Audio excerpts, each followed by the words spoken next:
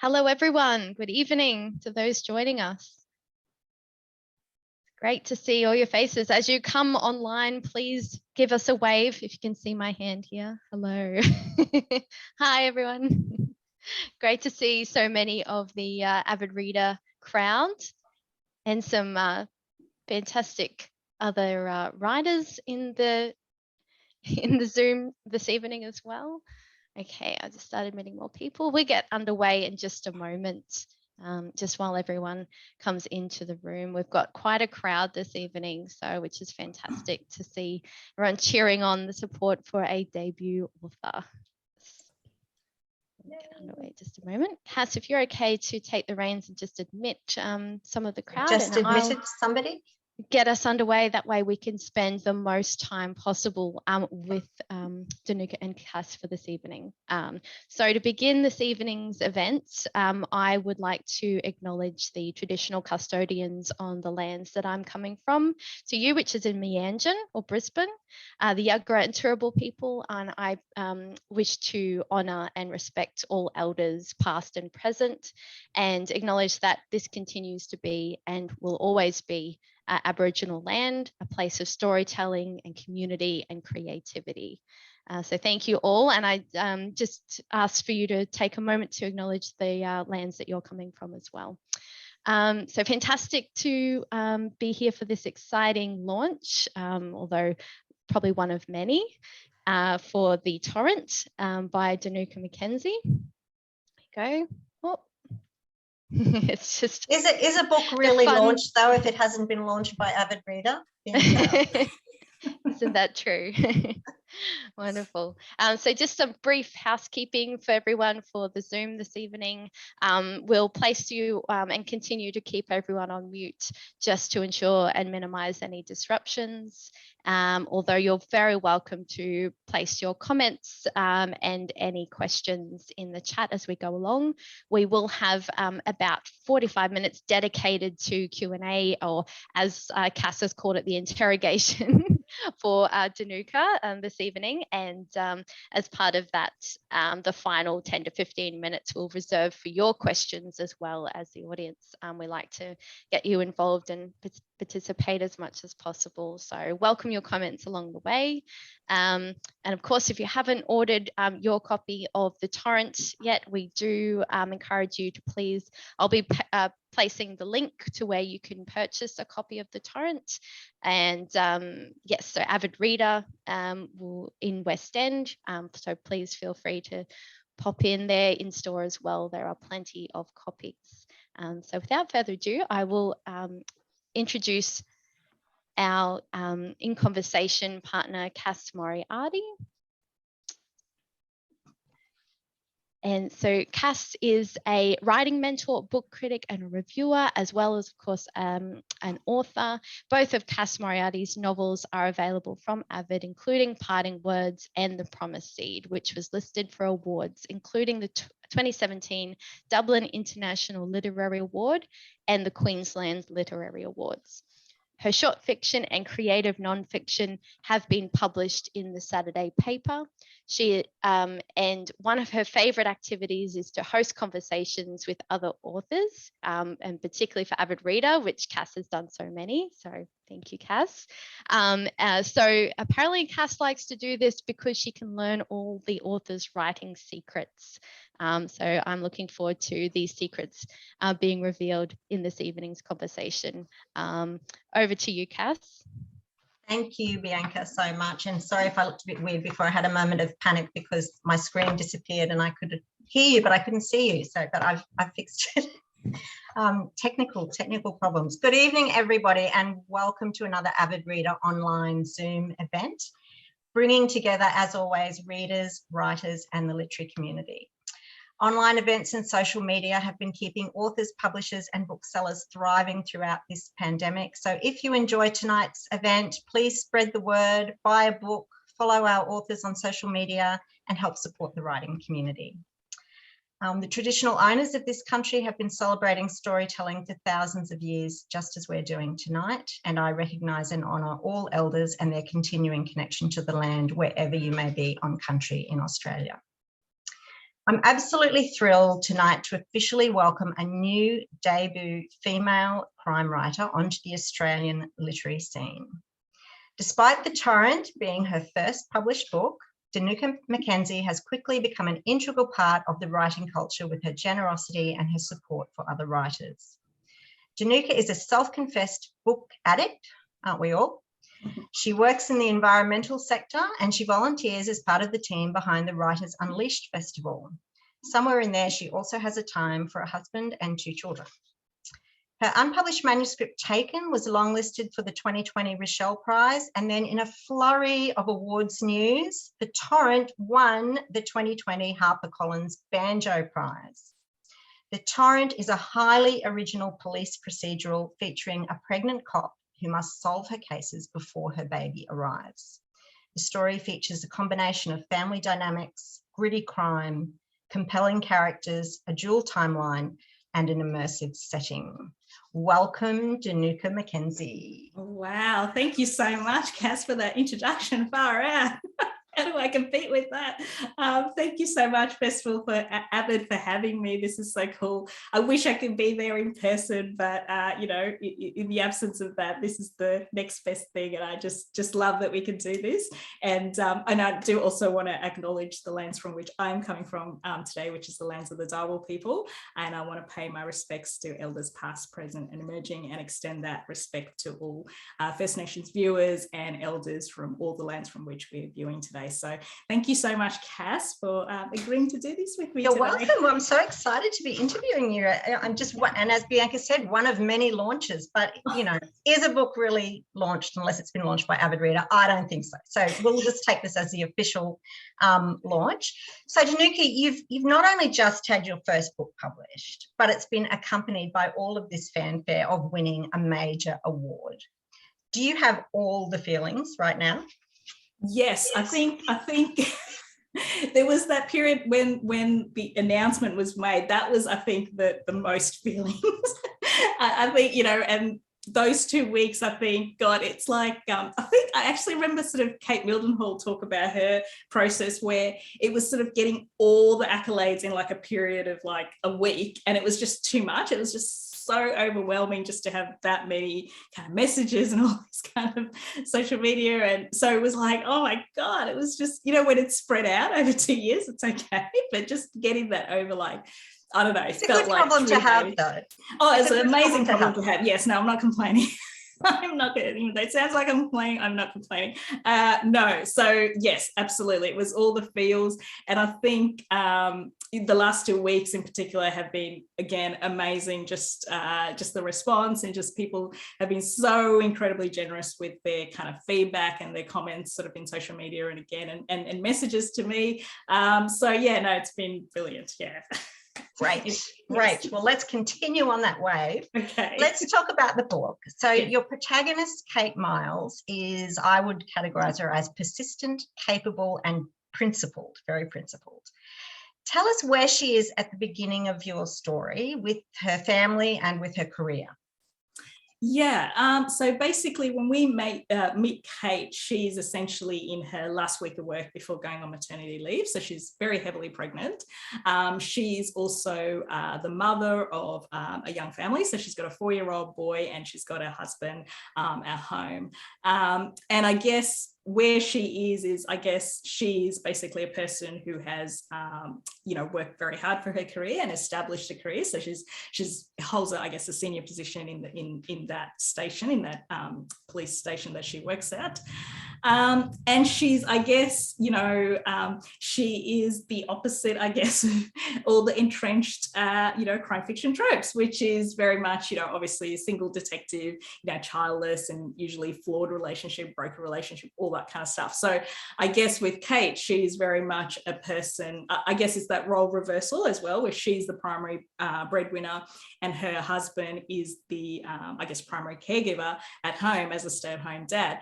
And I think, you know, in doing that, I guess I really wanted to honor those dads who do that, you know, who take on that role, and dads and partners, I should say, who take on that role very, happily, and without kind of resentment or feeling emasculated or sort of wanting sort of a present every time they do some domestic chores type thing. So, and I think we are definitely moving as a society in that direction, and I hope that just reflects sort of where we're moving to.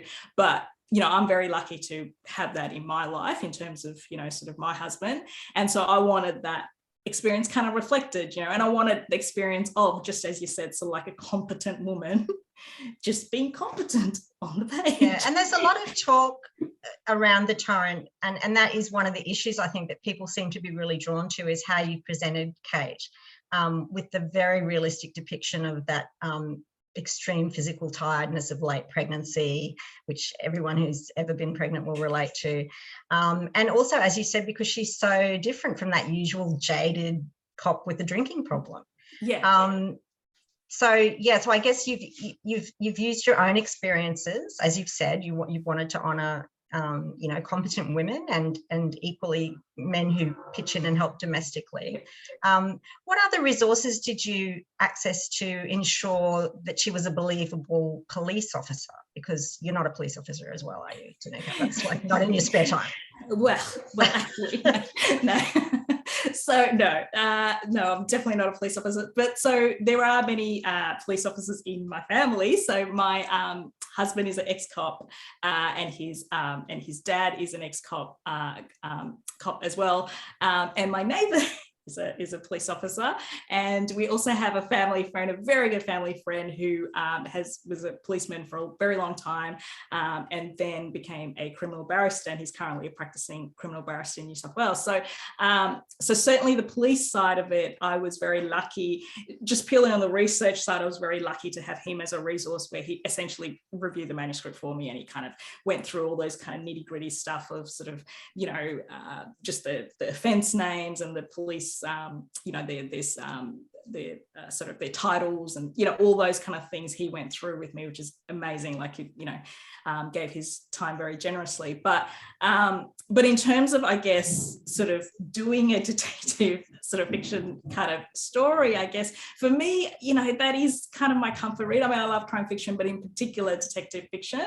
So in this weird way, I guess if I thought about it more, maybe I would have thought about the challenges involved in writing a police procedural, but I literally did not think about it. It just felt incredibly natural that when I would start writing, what I would write will be, first of all, crime, but automatically a detective. Like, I didn't really think about it. That's what came. And I remember even the first time I gave thought to writing, it was sort of like, okay, what's the mystery? What's the twist? What's the, that's absolutely where my brain went. So yeah, so I think it never occurred to me to not write detective fiction, but once I did, I went, I better check all this stuff that I've written. And yeah, I think surrounded by all those people, what choice did you have, really? Yeah, exactly. It was probably that or committing a crime yourself. So. Well, that's right. I've done that too. Lucky you didn't go to the dark side. All right, look, tell us about, in the book, the 2 crimes or cases that Kate Miles is investigating in this last sort of week of her work before maternity leave. Yeah, absolutely. So essentially, when we meet her, so she is in the middle of investigating an armed hold-up of a local fast food restaurant, and basically one of the girls who work there has basically got bashed as part of the armed hold-up.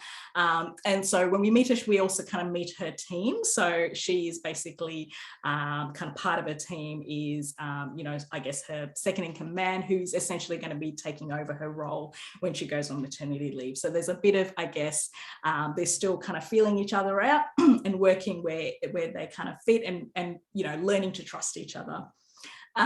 Excuse me, sorry. And then so while she's in the middle of that, she essentially gets diverted by her boss to look into a separate case, which involves a kind of a death in floodwaters. So the town, which is set in the northern rivers of New South Wales, went through summer floods, and there was a number of fatalities during that time. And she's essentially asked to relook at one of those cases. And it's basically, I guess, from the point of view of her boss, all he wants her to do is kind of just review that case file, write a quick report, and hand it in and move on. But for Kate, she very much feels, well, if she was going to put her name down to something, she needs to feel that, that it's above board.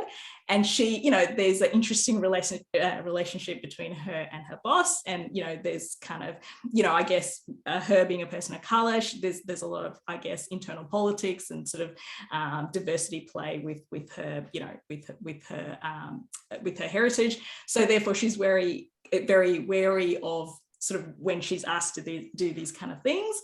And so she, and I guess it's her looking at that case and sort of how those two kind of cases come together as the story moves on. So yeah. And she definitely becomes sort of tied up in the bureaucracy and the red tape as she's trying to unpick that cold case. And as you said, she's not willing to sign off on it unless she's sure that of what she's signing off on, but she just meets this brick wall of resistance everywhere she turns. I felt like that was really authentic, that sort of power play that you have going on in the stations.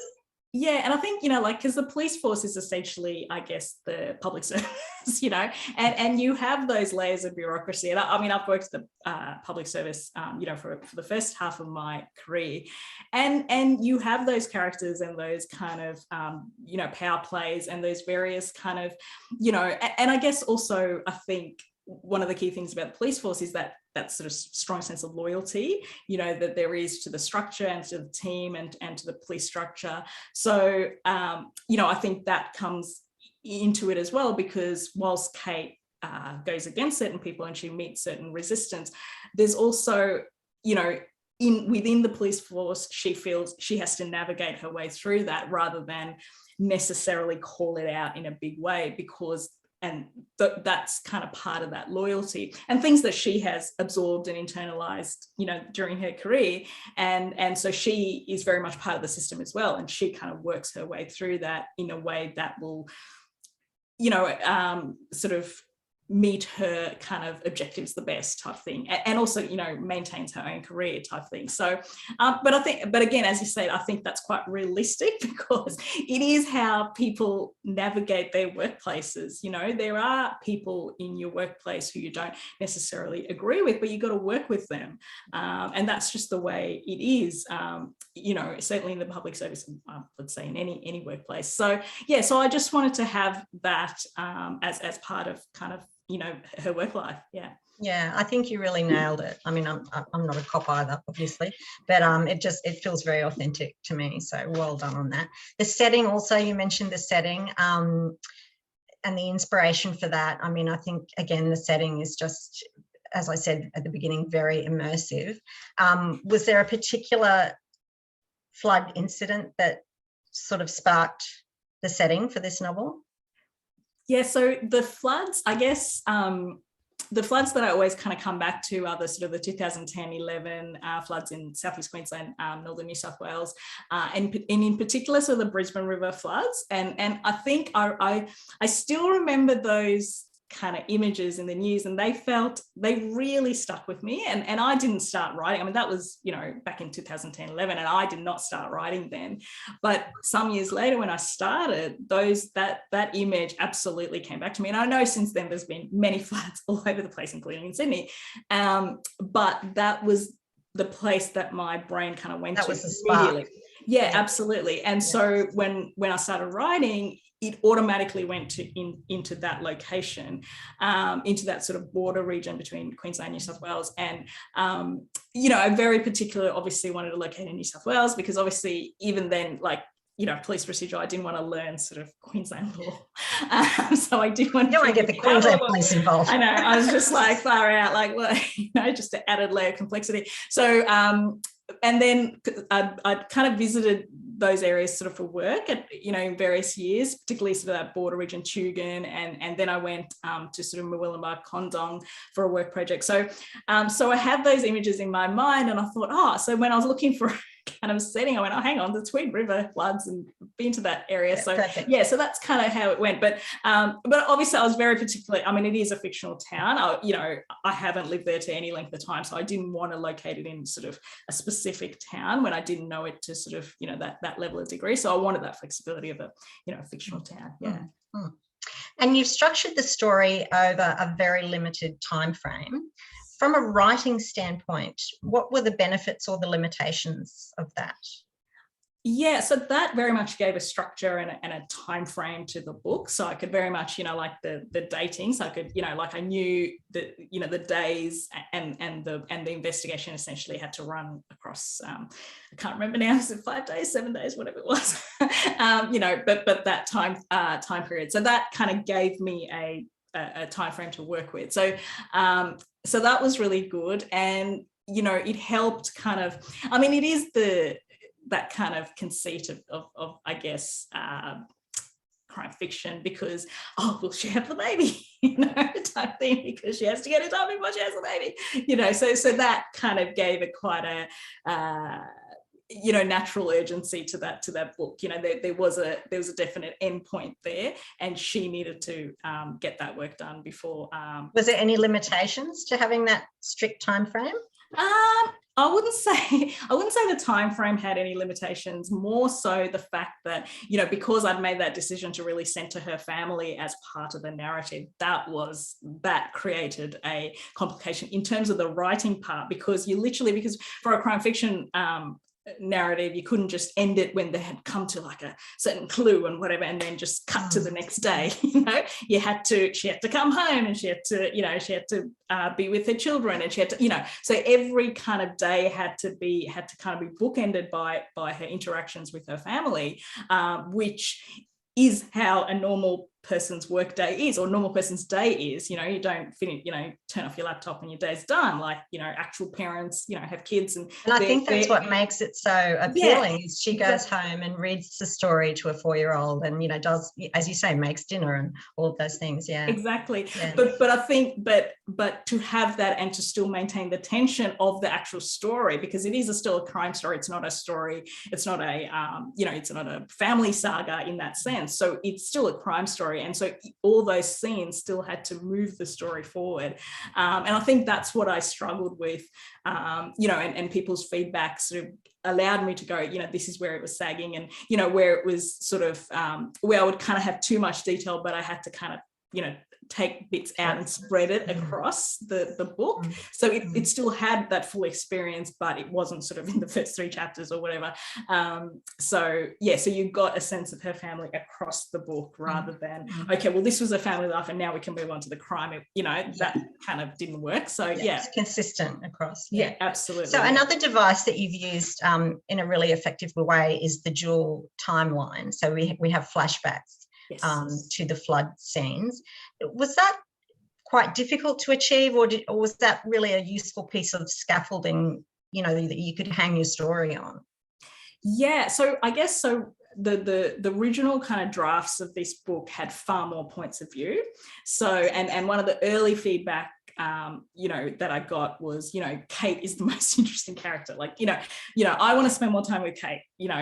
These characters are interesting, but, actually Kate is who I'm interested in traveling this story with.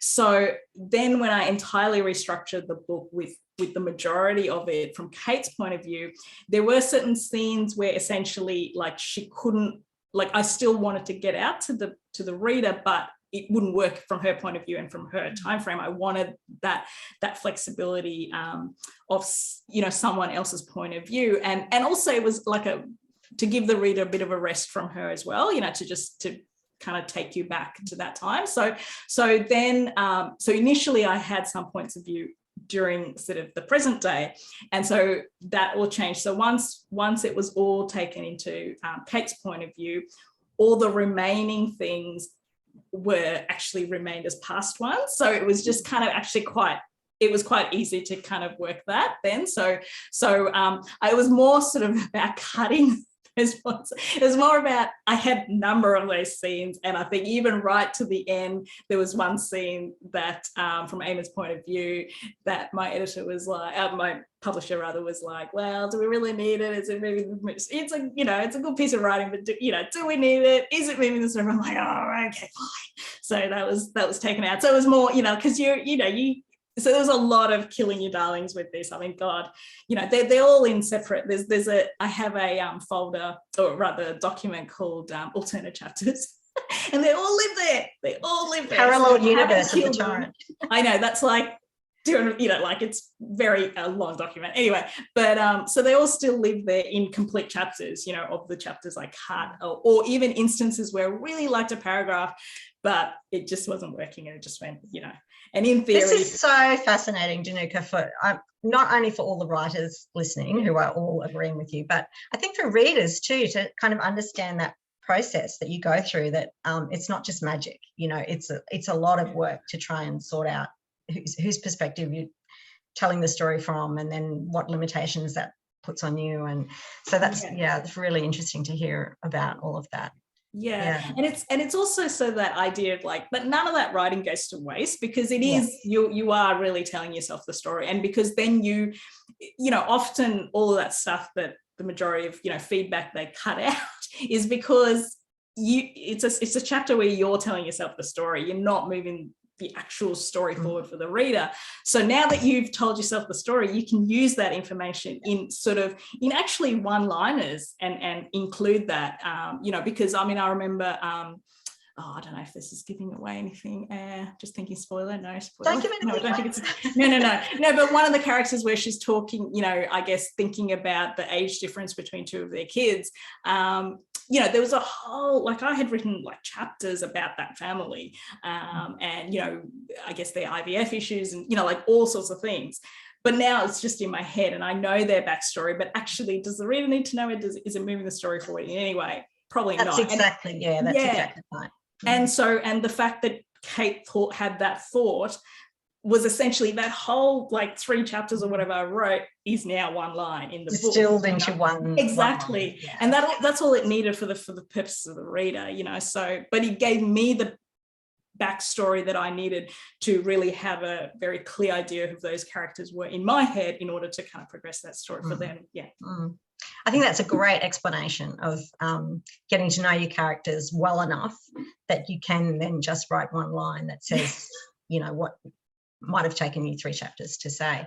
What about dialogue? Because it's, there's really pitch perfect dialogue in this book as well. How do you develop your ear for dialogue, or have you got any tricks or tips that you found are helpful? So dialogue is really interesting because that's what comes easiest for me, and I honestly don't work on it. So in terms of what comes easiest for writing, what I find hardest is any action scenes. And actually the setting, I have to actually quite work hard on that, work quite hard on that. But whereas anything where I'm inside a character's head, and they are saying stuff, that comes very naturally. And actually that's the stuff I look forward to in the writing. So I'm like, okay, I'll start a chapter, I'm like, oh God, I got to locate them in a house and whatever, blah, blah, blah, house, whatever, rah, rah, rah. And then get it to the dialogue, because I'm just waiting to get to the okay, let's actually get them talking, and often I start the scene where they're talking because that's actually what I enjoy. I don't, but it's just all the other stuff that you're going to tell people where they are. I think maybe you need to write for the screen or something where it's just title. Exactly. Yeah, I know. So, but that's oh God, here we go, and then I'm gonna write that. But it is really great. It's like we're there in the investigation room. The dialogue's very good. Now you mentioned diversity before, because Kate is a person of colour. How important was it to you to include that in the story? Yeah, her being a person of colour, it's really interesting because it just provides that additional layer for her, because I guess I see her, again, talking about, I guess, her position at work. She has those sensitivities, or she's really pushing against any indication that she's not there through not out of merit, you know, and so I really see her as someone who has very much absorbed those things and internalized those things, and you know, and has taken on all those things about not showing any weakness, not, you know, I'm absolutely here because it's from merit. And I think also sort of the person of color thing, it allowed me to kind of play around with sort of identity issues, because obviously Kate as a character, she's born in Australia. And so she absolutely feels like she's Australian, you know, and you know, but obviously she has a South Asian appearance. So, you know, throughout the book, she has to navigate these conversations around her, you know, skin color and where she comes from. And I think it was sort of that, it allowed me to play around with that idea of that jarring nature of how you might see yourself, and then how other people might have certain assumptions of you, you know, and you come across that and you have to, you know, navigate those kind of conversations. So, you know, and some of that riffs off my own experience. So I think I think as a person of color, it wouldn't have been realistic if she didn't have to do some of that, you know, and I think she has to do that internally as well as externally, you know, the concept of, you know, she's only a diversity hire and, you know, all those kind of things. She's got to a senior position because of other reasons rather than her merit. All of those things, you know, which are very much part of the national conversation and any kind of, you know, I mean, still you have these conversations about, you know, ideas around affirmative action, special treatment and all these kind of things. So I think for her, you know, she is part of that system. She has internalized some of those things, but she's trying to navigate those things as best she can. Yeah.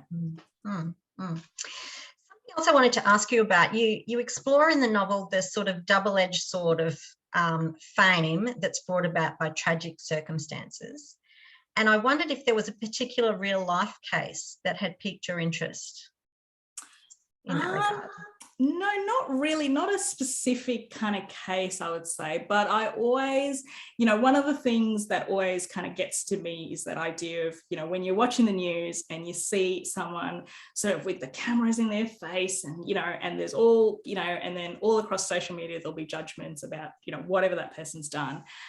And this idea that you judge an entire life by this one moment, right? Like whatever they've done. I mean, you know, it could be something horrible and they might deserve it, but the point is you judge them on this thing. But there's all these other things that could be going on, including sort of the effect on their families and the effect on, I guess, families who've known this person across their life. And suddenly there's this thing. But what about all those years where you've kind of looked after them or they've been a really good friend to you or whatever, you know, and there's also, you know, there could be a whole bunch of people involved in whatever incident, but they may not have done a specific offense in the eyes of the law. So they're not part of this whole thing. You know, there may be a whole bunch of people who looked away, didn't speak up, didn't do anything.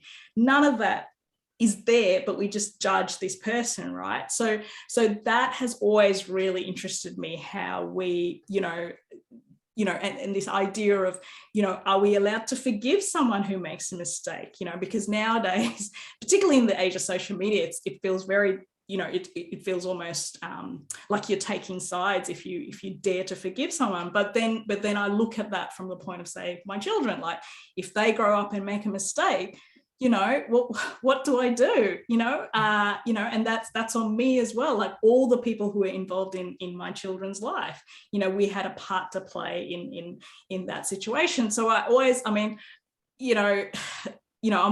I guess, I'm interested in the grey, you know, like I don't really, you know, it's so easy to place blame, but then you put yourself in that situation, you go, well, what if that was my child who has done this terrible thing or found themselves in this terrible situation? What do I do? You know, whose side do I take? And it's, yeah, and that is the place that's always interested me, you know, and I think that makes the best books too, is what the books that ask those questions of the reader, you know, what would you do in this position? Absolutely. What are your choices when every choice is bad? Yeah, exactly. And I think it's good, you know, I mean, I think that's what books do, where you're sort of able to kind of spend like hours in the shoes of someone else's experience, right? In a way that you don't in sort of a social media debate or a conversation at the pub or whatever, because often those conversations, no one's actually listening, because you're just waiting for the silence in order to make your next argument. You're not actually listening to that person. But with a book, you're not in an argumentative, you're not in a defensive state. You're in your own house, you're in bed or you're in the couch reading, and you're able to kind of immerse yourself into someone else's experience. And whether you agree with it or not, like you may come in and that might be, you may not actually like the character, but you get an understanding of their experience in a different way to like reading about them in an article, or having those kind of conversations on sort of social media. Much more personal. And so I think like books have that real kind of reading is that kind of real active empathy, and writing as well, I think, because you are spending so much time in the shoes of, and often you're writing characters you don't particularly like, or doing not very nice things, but you're still trying to understand how they've got to the position that they are. And I think, there is that kind of, empathy. That is beautifully explained, Danuka. Thank you. That was really very well explained. Now, speaking about social media, you publicly announced on Twitter that I was going to give you a grilling or at least a light pan frying. So let's move on to that part of the interrogation. Right. Okay, good. Brace yourself. Okay.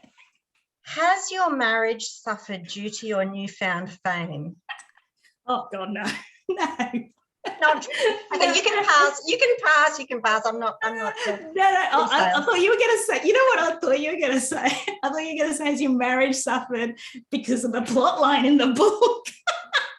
You can answer that question if you like. Yeah, no, I can't, because it'll give away the spoiler. But no, because I'm just like, oh God, no one knows me. And he's like, no, like people do. And I'm like, no. And it's like you get home and you still have to do the washing. Oh God, yes. Oh yeah, exactly. No. Okay, what about now that you've written about horrific crime, do your children think you're a bad person? No, they don't even know. I mean, for them, this is the thing. This is the great thing about having kids, and also young kids. Like, what mum's doing, oblivious. It's just complete oblivious, and it's great. Like it's the only thing that matters for them. I'm like, okay, I have to do an event now, so can you get off the freaking Netflix? And they're like, oh. I mean, that's all they care about. They're like, oh, you're going to get off the streaming services so the internet works. So, okay, so they're not worried that you're actually out doing crime. So that's good. Oh, all right, last question in the grilling section. Okay. Do your friends worry that you will make them a thinly disguised victim in your next book? Oh, God, they haven't told me. If they are worried, they haven't told me about it. Maybe I should ask them. No, I hope they don't think that, because, no. They're all thinking that, Danuka. Yeah, okay, right. Okay, all right, public announcement, no, I'm not using any of you. No, because it's so funny, because you create a world and they are like so in your head, and it like has no relation to what's going on outside. And when people go, oh, what about that? You said that, does that mean something about your husband? And I'm like, no. Why would that even occur to you? But it's, because I think people like seeing themselves as well, and there are some kind of universal, I guess, traits that obviously like that comes through, and then you go, oh, is that, whoever. But no, God, no.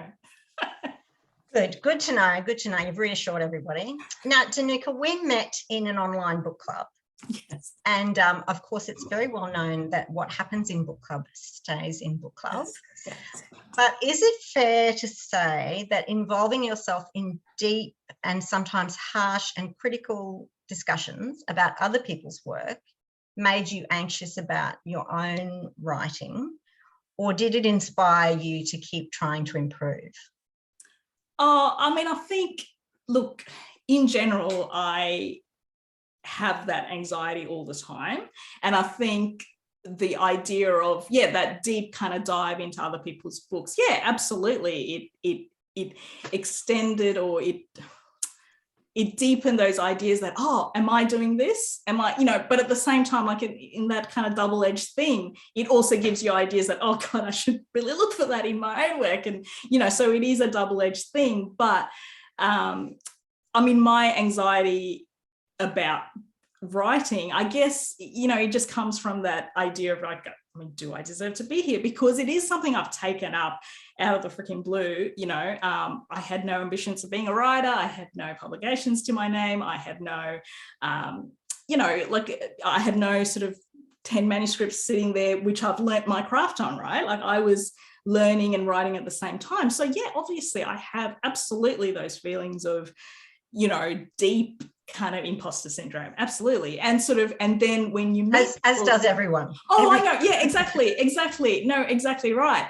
But at the same time, you are sort of having discussions with people who you have in your bookshelves, and you're like, oh my God, this is what am I doing here?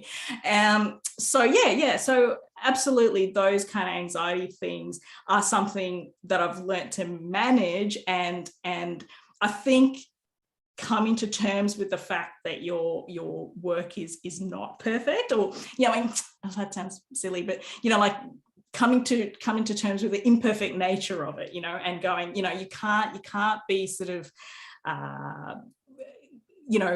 worried about that external validation, or you can't, like if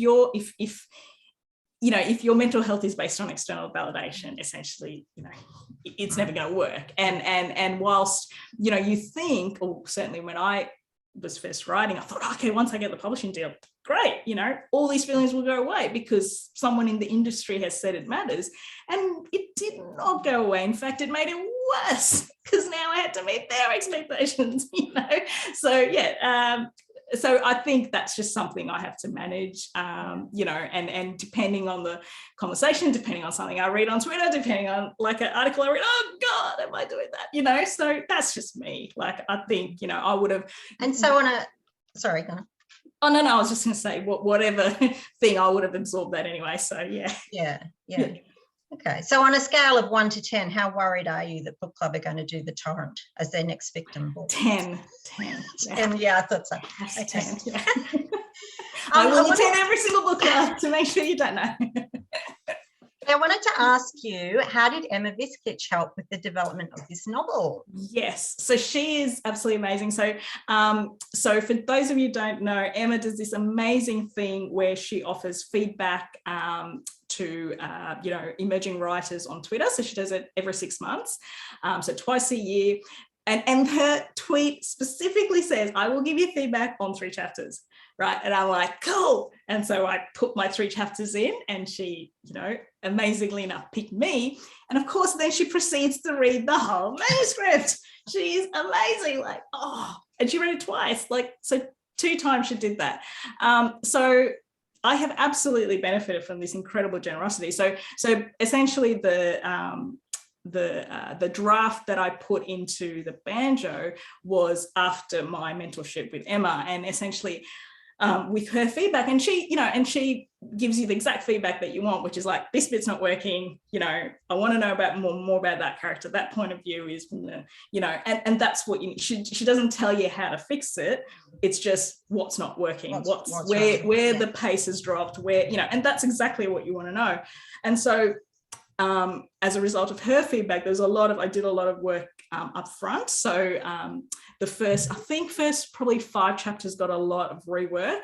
That entire first chapter is completely brand new based on her feedback. I remember the conversation, like we were literally on the phone call, and she's going, oh, maybe you should think about a different chapter. And I was like, oh, maybe what about if he, like if it gets discovered in the flood? And she's like, oh, that's a great idea, I'd love to read that. I'm like, cool, okay. And it was literally in that conversation that idea for the first chapter came about. And she, and then I sort of added an additional character and a sort of additional plot thread as well to sort of bring a few things together. So yeah, so her sort of feedback was, vital, really. I mean, I mentioned that not just because Emma's great, obviously, But because for any writers that are listening, you know, just to emphasize the importance of that mentorship opportunity, if you can get it or apply for it in some way, it can be really helpful. Yeah, obviously from your point of view, that has been the case. Yeah, absolutely. Sort of that feedback has been, I mean, I would say sort of of all the things that have helped me sort of get this manuscript together, it has been feedback. It has been absolutely feedback. And I think with feedback, the thing you need to do with feedback, sorry, I just need to have some water. My throat, I can tell my throat's getting really dry and I'm going to start coughing. But with feedback, it's about getting feedback from someone sort of a bit higher up in the, you know, like with more professional experience than you and writing experience than you. And also it helps if they're in the same genre. So yes. Okay, you have a drink. Now I have a load more questions, but we're going to go shortly to questions from the audience. I'm sure there are some, Bianca, but just while Bianca's sorting that out, 3 top tips, Danuka, for writing a compelling crime story. 3 quick tips. Oh, 3 quick tips. God, you know I can't speak quickly. Yeah, I'm realizing this is a stupid question. That's right. It's a problem. It is a problem. Look, I think every chapter has to work for its place in the novel.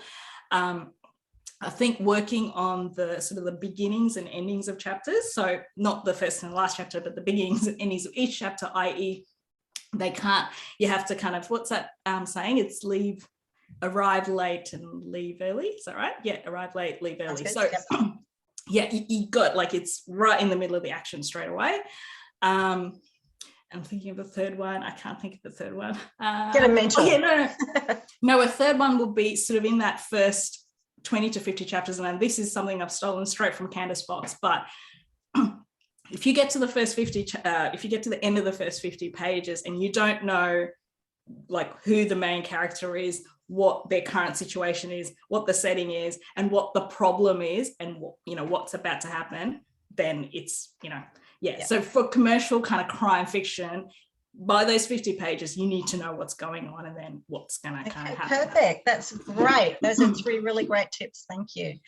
Bianca, over to you for questions. Wonderful. And thank you as well. It's just been such a fantastic conversation, and you are about to receive another light pan frying Danuka, I'm afraid. There's some great questions. So thank you so much to our very willing audience for coming at us with those questions. So it's a little bit tricky with the chat, just making sure that I get to the first one. So Zach wants to know, Danuka, how do you balance writing with work and parenting, and how long did it take you to write the Torrent? Yeah, wow, okay. So the very first draft of the Torrent was put down sort of back in sort of 2017, and that was absolutely in the throes of kind of sort of maternity leave, and essentially it was sort of basically with kind of my daughter kind of sitting next to me, and she's watching Wiggles at the same time. She was very attached to me, and even though, like, so we basically had an agreement, me and my husband, that I have like a day of writing, but it never really worked because she was always kind of like, no, I'm taking with mum. So that's kind of how that first draft, it was absolutely kind of managing. Well, it was setting aside a day, and I guess it was sort of like we didn't have any other commitments, you know, for that day. So we didn't book any kind of, meetings with friends or anything like that. So we just had that as my day. Now I'm very lucky. So, and then I guess, you know, so that was 2017, and obviously I've been kind of writing that, redrafting it, and also then writing the second during that period. So it is kind of trying to find time whilst I was doing part-time work, and it got to the point where my kids were like, well, you're always on the computer, you know, like you're on the computer during the weekend, you're computer during the day, because, you know, you're either at proper work or then you're trying to like write, and so we got to the point where, I guess purely for my mental health, I guess we made a decision that I have now moved to sort of contract work. So, which is actually a huge decision, like a financial decision from our point of view, because I've always had kind of permanent work. So it was a big deal for me to kind of switch to informal work. But now that means I essentially go to my workplace, which are very flexible, and say, look, I now have a bit of time, like it's between edits or whatever, I have time, and I can give you like a month, or I can give you 3 weeks. And then all I do is work. I don't do any writing, I just do work. And then, but that's like, it's under my control now. So the finance is like that, but mental health is much better. Awesome. So, that's what we want, and particularly supportive workplaces that, yeah, just know and understand a writer's needs are just so important. So very good. And that reminds me as well, Kath, before when you were just giving Danuka the sizzle question about marriage, about sort of how your marriage has been affected by the writing of this book, we had a quick mention from Scott as well, and he says he's listening. Right. Had to let you know that. So wonderful to have you on board as well, Scott, and any of Danuka's family and friends who are here with us too. So I'll dive straight into our next question, which is from another avid regular, Grant. Hi, Grant. Danuka, how much of your book did you actually plot and map out? Like, were there sticky notes and whiteboards involved? Were you drawing the lines between characters, their mugshots kind of thing? And or how much did you pants the story? Yeah, so that's a really good question. So, I mean, I would say for the Torrent, it was very much pants. Like, certainly that first draft was very much, it's just pants. I don't know how I did it. You wrote intuitively. Yeah. So yeah, I mean, okay. What I will say is I had a very clear endpoint. So I knew, like, I had that end scene in my head. So I knew that was the destination. I also knew that I wanted the idea of 2 stories that would come together. And so on that basis, I as I started writing, I did write, even that very first draft, I did write as in, one chapter in one story, the other chapter in the other plot line. So I had a kind of a framework to work through in that way. But no, there was no sort of plotting of, characters or none of that. And as you can tell, like, it took many years to get to the version that it's got to, and through feedback of people going, well, that character, again, good piece of writing, but don't care, it's not moving the story forward, and just cutting, and just most of that story is actually cutting and restructuring to make it pacey, and to make all those chapters kind of to fight for its place. So it was pantsing, I would say pantsing. That's incredible, just how you're able to keep all the plot threads in your head and everything. And I will verify to everyone who hasn't read it, I am reading it at the moment, and it is definitely pacey. So struggling to put it down. Where were we? So Lane wants to know, now, did you always, I think we did cover this a little bit at the beginning with your intro, but if you wanted to add any more detail on, did you always write crime fiction? How did you stumble into it? So I think a little bit of it was covered in the conversation initially, but if you just wanted to, have you written in any other genres or forms beforehand? Yeah, not beforehand. I mean, well, okay. I mean, I guess my work life is very much writing, in the sense that, because I work in the environment sector, so we write kind of environmental impact assessment type reports. So there's writing in that, but certainly in terms of the creative space, no, there was, I mean, I very naively and foolishly went, I would like to write, and I would write a novel, yes. So incredibly naive on my part that the first thing I started to write was a novel and crime fiction. I mean, since then, obviously, like the idea when I actually started kind of entering the writing world, and people was saying, you need to have a writer's CV, you need to have other publications. So when you do pitch, you can say something to the publisher to go, look, I've done other things. So I and then I've started to write short stories and stuff, and none of them have, made it, not for the want of trying, but it's also, I think for me, it was very much a, where do I focus my time as well? Like, I had a limited amount of time for writing, and I went to the place that was most interesting to me, which was majority of the time the novels. There were certain stories certain short stories and things that I really enjoyed writing, but I would say, you know, the majority of my time I want to spend in that world, you know, with Kate. So, you know, that's where I spend most of my writing time. Absolutely. Yeah, that first draft, if you can get it down without those inhibitions, you know, writing naively, I think, you know, that's an absolute gift to have, because you get the words down. Yes, so perfect. True. So true. So it's a good segue into our next question from Helen. Hi, Helen. Did you set out to study your genre beforehand or during the writing of the novels, I guess in a sense of any professional development or getting to know the crime genre really well? I'm assuming that you've read in the genre quite widely. And yes, that comment about, I think, has been covered, where Helen was asking if you wrote it more intuitively, which I think you answered before. And she said, thanks for this great talk. Oh, thanks, Helen. No, I sort of, I would say it's very much intuitive, that first draft. But sort of whilst I read in crime fiction, you know, I was reading it as a reader, like I wasn't analysing it. You know, now I do. Now, you know, which is in a way like a sort of it's a shame actually in a way, because you kind of lose a little bit of that reading experience when you kind of like go, oh, I know where the twist is, you know, type thing. Oh, I know what they're doing there. Which is now a kind of a really different reading experience I've realised. Whereas before I used to read completely and utterly for enjoyment and to just immerse myself in that world.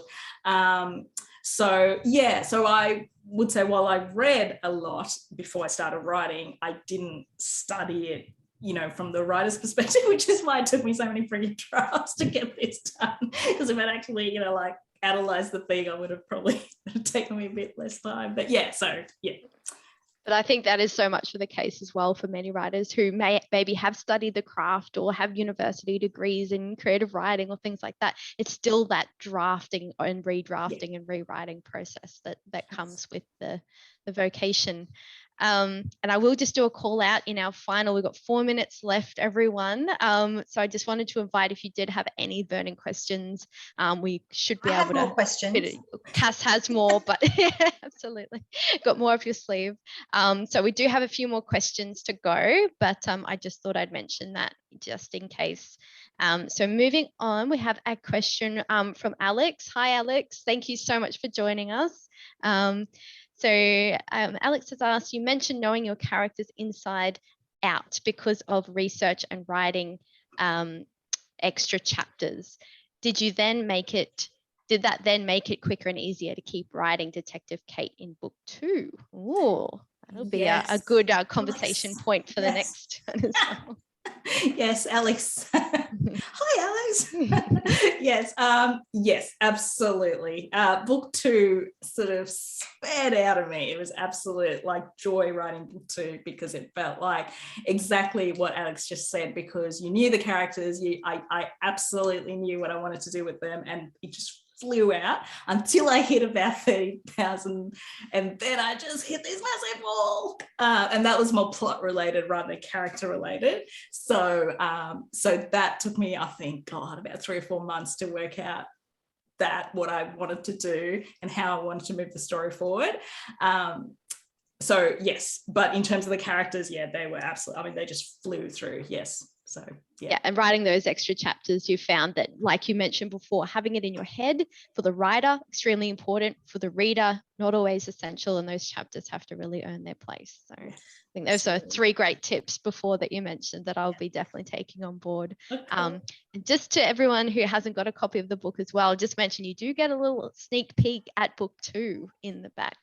So I thought that was really a nice Easter egg to have as well.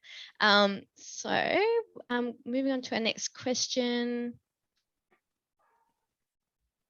So Sarah wants to know, Danuka, is there anything you dislike about the writing process? I think before you're saying you love the dialogue, not so crash hot on the setting and. Yeah, I mean, look, I think. Like, you know, I mean, writing like anything else, I mean, it's hard on certain days, but honestly, for me, like writing compared to like work, I'm like, I can write, I'm just going to write. Like, who cares if it's hard? Like, you know what I mean? Like, to me, I have something to compare it with. I have what I would consider that 9 to 5. I have that to compare it with. So literally, to me, writing is just a joy. Like, I mean, you know, yeah, there are some horrific days when nothing comes out, or, you know, I go and, you know, essentially change the entire chapter the next day. But, you know, I get to write. Like, so yeah. So I would say enjoyable as a whole. Yes. Awesome. And that always comes through when you're reading a book, that you go, oh, the author must have really had such a ride, you know, a time writing this. Yeah. So inhabiting the characters. So that's all the questions we have from the audience. I haven't had any more come through, and we are right on the line as far as time wise. So Cass, I might throw back to you if you have any further sort of last questions, and I know that you'll do a final wrap up as well. Yeah, we probably don't have any time for any more questions, except I just wanted to comment that there are some really great characters in the Torrent besides Kate Miles, who I'm sure will make an appearance, or I'm hoping will make an appearance in future books. So that's something to look forward to as well. Look, this book, The Torrent, it has such richness and depth. It's got real emotional heart, and I think that Kate Miles will be your next favourite cop once you read this book. And I wanted to say especially that Fiona Stager, who's the co-owner of Avid, couldn't be with us tonight, but she especially texted me to tell you how much she loved the book. And I think that is high praise coming from a bookseller who sees literally hundreds and hundreds of books a week. Fantastic. That's made my day. Thank you. Thank you, Fiona. And thank you, Cass, for having me, and Bianca for doing such a great job. And congratulations. And for having me. Thank you. Yeah, congratulations. I hope the books just sweep off the shelves in a torrent. It's a great analogy. And thank you, everyone, for coming as well. Thank you. Thanks, Danuka. So congratulations. Thank you, Cass. Thank you. And I'll just finish off by saying thank you from Avid Reader as well. And if you really love the conversation, if you want to hear it again, it will be up on YouTube in the coming week on Avid Reader's YouTube channel. Pass it on as well if you know of anyone who missed out tonight who might want to watch it, and go and buy your copies of the book. Enjoy your evening, and we'll see you at the next Avid Reader online event. Take care, everyone. Have a lovely evening. Thank you. Bye. Thank you. Bye. Bye.